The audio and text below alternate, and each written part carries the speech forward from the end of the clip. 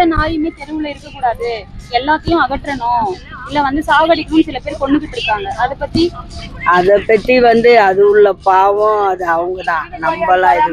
எங்களுக்கு அது ஒரு தெய்வம் மாரியா நாய். உண்மைதான், எங்களை காப்பாத்திச்சு. அது ஒரு நாய் கூட தெருவுல இல்ல அப்படி நாடு நாசனமா தான் போகும். நாடு நாசனமா போவோம்.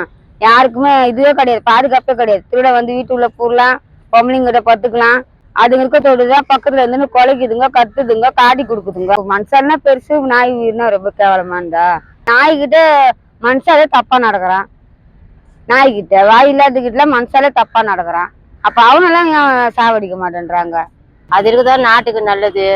எல்லாரும் பொம்பளைங்களுக்கும் பாதுகாப்பா இருக்குது. நைட் ஏதோ வெளியே படுக்கிறாங்க, அதுங்க இருக்கதோ இதுவா இருக்குது, காட்டி கொடுக்குது. வீட்டுல வளர்க்குற நாய்களுக்கு வந்து அவங்களுக்கு தான் பாதுகாப்பு. நம்ம வெளியே இருக்கிற நாய் வந்து ஊருக்கு எல்லாருக்குமே பாதுகாப்பா இருக்கு. அதுவும் ஒரு ஜீவன் தானே, நம்மள மாதிரி அதுவும். இது எவ்வளவு நெல்லுது, நாய் இருக்குது எவ்வளவு நெல்லுது. இது திருடனும் வரமாட்டானு, கொள்ளைக்காரனும் வரமாட்டானுங்க.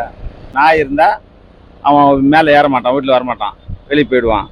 ஐயோ நாயின்னு சொல்லிட்டு சில மிருகம் செய்யுதுங்க அதுங்க. அதனால எல்லா மிருகத்துக்கும் நம்ம போட்டு நாசம் பண்ணக்கூடாது. நாயமா கடிக்குது, எல்லா நாயும் நம்ம சொல்றது தப்பு. ஒரு சில நாய் தான் அது மாரினா அதுக்கேற்ற ஆக்ஷன் எடுக்கலாம். எல்லாருமே கடிக்குதா? இல்லையே, அதெல்லாம் ஒண்ணும் கிடையாது. பண்ணாது. நாங்க இங்க கடை போட்டு இருக்கும்போது மீனுக்கு பாதுகாப்பாதான். ஒருத்த யாரும் வர மாட்டாங்க. கடவுள் தானே எங்களை காப்பாத்தி விட்டுட்டாங்க. அதுதான் நாங்க தெய்வம். அந்த மாதிரியான நாய்களுக்கு தான் இப்ப நாங்க போராடிட்டு இருக்கோம். We want to protect the dogs' lives also. இப்போ டாக்ஸுக்காக கூட இன்ஜெக்ஷன் பண்றாங்களா, அந்த மாதிரி பண்ணிடலாம் ப்ரிவென்ஷனுக்காக. அது வீட்டில் இருக்க நாய்கள் அந்த வீட்டை மட்டும் தான் பாதுகாப்பாங்க. பட் ஸ்ட்ரீட் டாக்ஸ் வந்து ஸ்ட்ரீட்டே பாதுகாக்கும்.